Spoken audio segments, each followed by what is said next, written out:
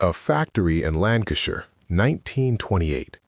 You walk through the doors and the first thing you hear is the carding machines, industrial rumble. 1,200 spindles on a mule spinning frame, 5-foot carriages going back and forth 4 times a minute. And in the air? Dust. Dust so thick you can't read a wall clock 30 feet away. But here's the detail that makes this lethal. It doesn't make you cough, doesn't sting your eyes, doesn't smell. Asbestos dust is breathed in, and I'm quoting the medical literature, in impunity, without irritating the airways. Your body doesn't warn you. So the thing that's killing you feels like nothing. And into this factory walks a 35-year-old government doctor named Edward Merewether. This is episode 18, The Merewether Report. Asbestos, a conspiracy 4,500 years in the making, is brought to you by Danziger and Diano, a team where everyone has skin in the game. Dandel.com. That's DANDELL.com.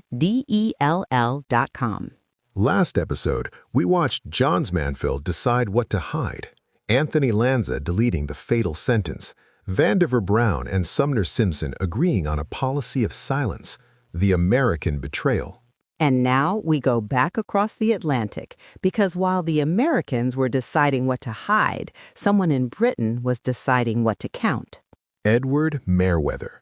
And here's the thing about Merewether that the industry later tried to rewrite.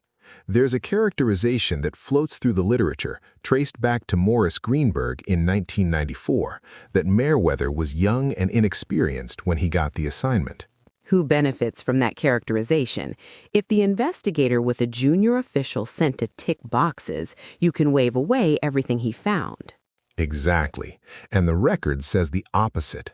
Born 1892, Durham, medical degree with gold medal. Served as a Royal Navy surgeon with the Serbian Army in World War I, saw typhus epidemics, received the Order of St. Sava. Came home, married Ruth Annie Hayton Waddell in 1918, 3 daughters.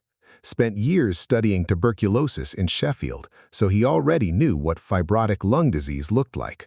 Joined the factory department in 1927. And here's the detail that matters most. 1926.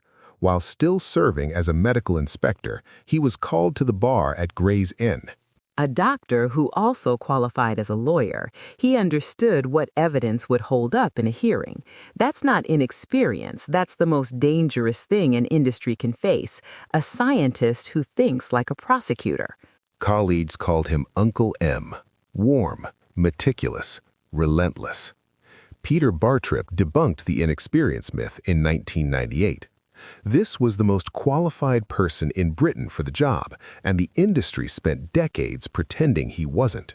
Because if Merewether is credible, the findings are undeniable, and they can't have that. February 28th, a pathologist named Seiler examines a woman in Glasgow. Pure case. Asbestosis with no tuberculosis, no complications, nothing else to blame. Last episode told you the chain. Greaves' thesis, Leadbetter dead at 34. The Home Office commissions a formal investigation, and Merewether walks in. So the scope keeps expanding. One case in Glasgow becomes a national investigation. 363 workers across the British asbestos textile industry. Turner Brothers in Rochdale. 75 acres, the largest asbestos manufacturer in the world. Then Trafford Park, Washington, Leeds, Barking, where Cape Asbestos operated, Clydebank. And here's what made this investigation different from anything that came before. He explained the nature and purpose of the inquiry to each worker individually. They came off the factory floor for clinical examination, histories, auscultation. For 133 of them, Coolidge tube x-rays. He's not running a survey, he's building a case file.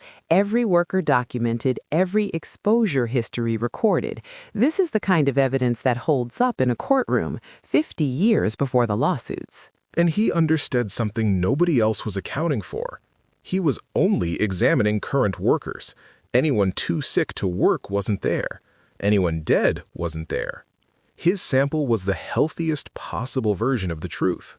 So whatever numbers he finds are the floor, not the ceiling, the best case scenario. He's documenting the survivors and calling it the whole picture, and he knows it. Yeah, and he acknowledged that in the report in 1928. Survivorship bias. But Merewether didn't write that report alone. His co-author was Charles W. Price, His Majesty's Engineering Inspector of Factories. And almost nothing survives about this man. No biography, no photograph that we found. The invisible co-author of one of the most important occupational health studies ever published. He helped prove an industry was killing people, and history couldn't be bothered to remember his name. Government pension, though, I'm sure that was lovely. Price brought the Owens Jet Dust Counter, invented by John Switzer Owens, an Irish physician turned environmental engineer, in 1921. Air drawn through a narrow slit onto a glass slide. 5 cubic centimeters per sample. Examined at 900 to 1,000 times magnification. Any particle over half a micron counted. Could it tell asbestos from cotton, from soot? No, only total dust. It couldn't distinguish fiber types. But it could measure how much was in the air and exactly where conditions were worst. And this wasn't primitive technology. This was the standard instrument across all dusty industries. The midget impinger that replaced it wouldn't exist until 1937. So they're measuring with the best tool 1928 has to offer, counting dust they can't even identify. But they can tell you exactly which room will kill you fastest. State of the art. At workers' breathing height, standard protocol. And there's a detail that circulates among factory inspectors from this era. The story goes that after dust suppression was finally installed, workers could see the wall clock for the first time. A clock that had been on the wall the entire time. They worked next to it for years, couldn't see 30 feet through the air, and their lungs never once told them something was wrong. Speaking of workers who didn't know what they were breathing, if someone in your family worked in an industry that didn't track worker health, the team at Danziger and Dayano knows where the records are. dandel.com. The findings. Remember, last episode we corrected the 20-plus year figure. The commonly cited 66% was wrong. The real number is worse. So let me walk you through what Merewether actually found. Workers with 0 to 4 years of exposure, 0%, none. Below 5 years, no detectable disease. 0, so below 5 years, nothing detectable. The clock starts ticking somewhere after that. 5 to 9 years, 25.5%, 1 in 4. 1 in 4 already, inside the best case sample. 10 to 14 years, 28.6%. Roughly the same. Holding steady so it looks like a plateau. 15 to 19 years, 64.3%. That's not a slope. That's a cliff. You go from roughly 1 in 4 to 2 in 3 in a single category jump. 20 years and above, 80.9%. 17 out of 21 workers. 4 out of 5. If you worked with asbestos for 20 years, you had an 81% chance of diagnosed disease from a sample that excluded everyone too sick or too dead to show up for the exam. In overall, 95 of 363, 26.2% of the entire workforce, already sick, already measurable with the most conservative sample possible. So what did the report recommend?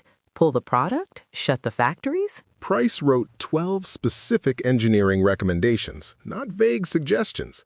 Exhaust ventilation at every dust-generating process, enclosed machinery where possible, wet methods for dust suppression, regular medical examination of all workers, and this one, a quote, workers should receive a sane appreciation of the risk. A sane appreciation of the risk. That's all they needed. Information. And 12 engineering fixes that any factory could implement. This wasn't a mystery anymore. It was a checklist. And Merewether believed it would work. He genuinely predicted that implementing these measures would produce, quoting, almost total disappearance of the disease. He was right.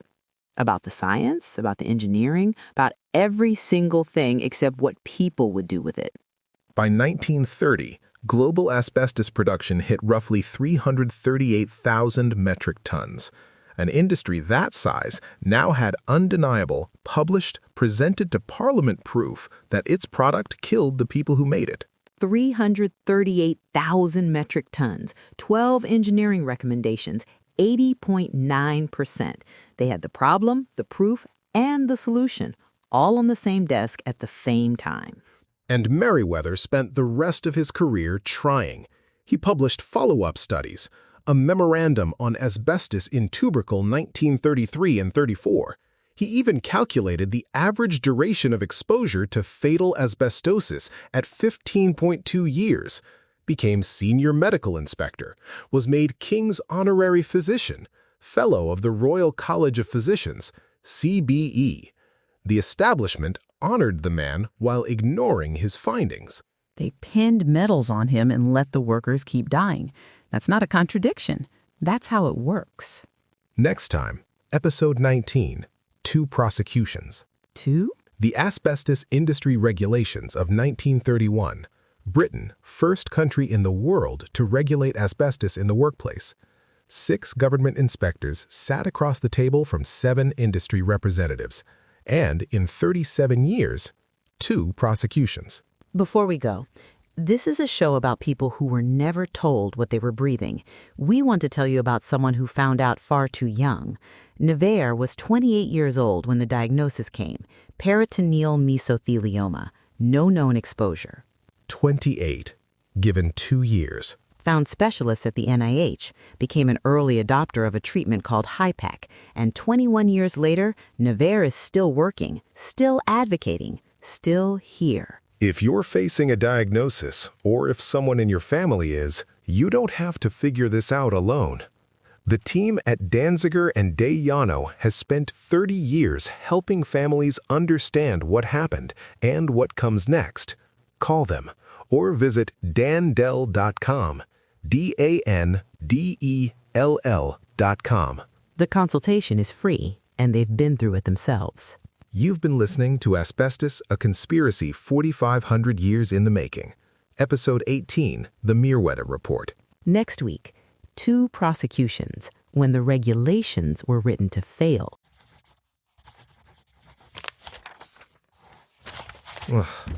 The Owens jet dust counter. 5 cubic centimeters of air on a glass slide. I want one for my apartment for the cooking smoke situation. 900 times magnification, counting particles invisible to the naked eye. In 1921. And Charles William Price, the most important engineer nobody's ever heard of. No photograph, no biography, co-authored this study that should have ended it. History remembers the executives who buried the findings, not the engineer who measured the dust. 80.9% from the healthiest possible sample, because the sick ones were already dead. And Merewether thought it would work. 12 recommendations, almost total disappearance. They gave him a CBE instead. He was right about everything except the people. That's the part that stays with you. He kept going, though. Follow-up studies, 15.2 years average exposure to fatal asbestosis. He kept measuring. Because he believed the evidence would matter. That's the cruelest part of this whole series. The evidence always mattered. The people holding it just didn't. Heavy one. They're all heavy. That's the job. Uncle M, though. That nickname. I like Uncle M. I want more Uncle M's in government. Instead of what we got. 2 prosecutions in 37 years. That's next week's problem. Can't wait. I can.